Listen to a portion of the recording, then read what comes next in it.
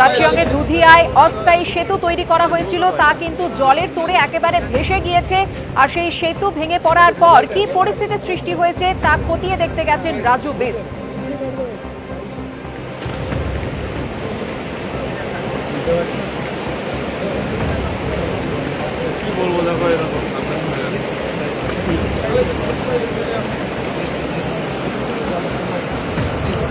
অস্থায়ী সেতু ভেঙে পড়ায় আপাতত যোগাযোগ বিচ্ছিন্ন হয়ে গিয়েছে শিলিগুড়ি এবং মিরিকে।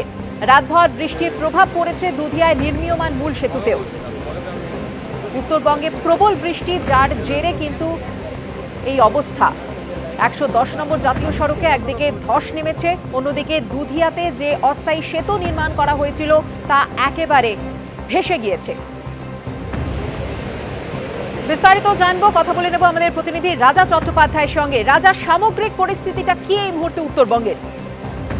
দেখো, উত্তরবঙ্গের সাময়িক পরিস্থিতি বলতে বর্ষা শুরু হয়েছে গতকাল রাত থেকে, কিন্তু অবিরাম বৃষ্টি চলছে পাহাড়ে।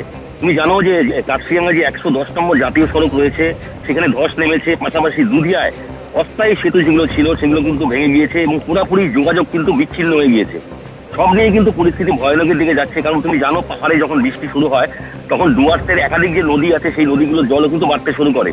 ঠিক সেই মতো কিন্তু আমরা দেখতে পাচ্ছি সকাল থেকে তিস্তা, জলঢাকা, রায়ডাক, সরষা এই সমস্ত নদীর জল কিন্তু বাড়তে শুরু করেছে ইতিমধ্যেই। এলাকার লোকজনও আতঙ্কের মধ্যে রয়েছে এবং পাহাড়ে যে পরিস্থিতি তৈরি হয়েছে সেখানে কিন্তু ধসের পর ধসের খবর পাওয়া যাচ্ছে।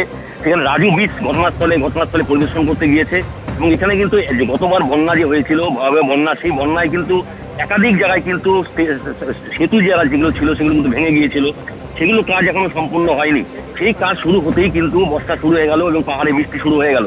তো ডুয়ার্সের একাধিক জায়গায় কিন্তু এরকম অস্থায়ী সেতু প্রচুর রয়েছে যেগুলো গতবার বন্যায় ক্ষতিগ্রস্ত হয়েছিল, সেগুলোর কাজ কিন্তু এখনো সম্পূর্ণ হয়নি। নতুন সরকার এসছে, তারা সবেমাত্র কাজ শুরু করতে যাচ্ছে, সেই সময় কিন্তু এই ভয়াবহ বৃষ্টি শুরু হয়েছে এবং আগামী 24 ঘন্টায় কিন্তু পাহাড় এবং ডুয়ার্সে অতি ভারী থেকে ভারী বৃষ্টিপাতের সম্ভাবনা রয়েছে এবং তিস্তার জল বাড়তে শুরু করেছে।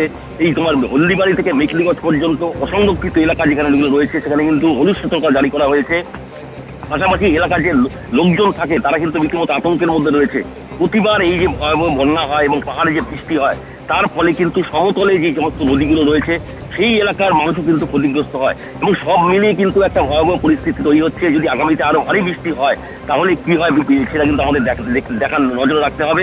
এবং এখন পর্যন্ত যে সমস্ত খবর রয়েছে প্রশাসন সূত্রে কোনো বড় কোনো জল জমার শহরে বা শহরাঞ্চলে জল জমার খবর এখন পর্যন্ত নেই।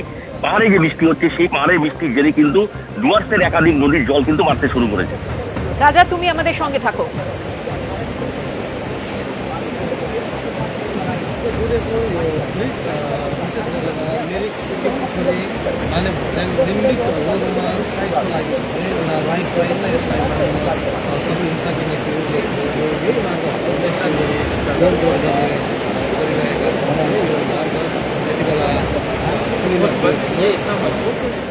এবিপি আনন্দ, এগিয়ে থাকে, এগিয়ে রাখে।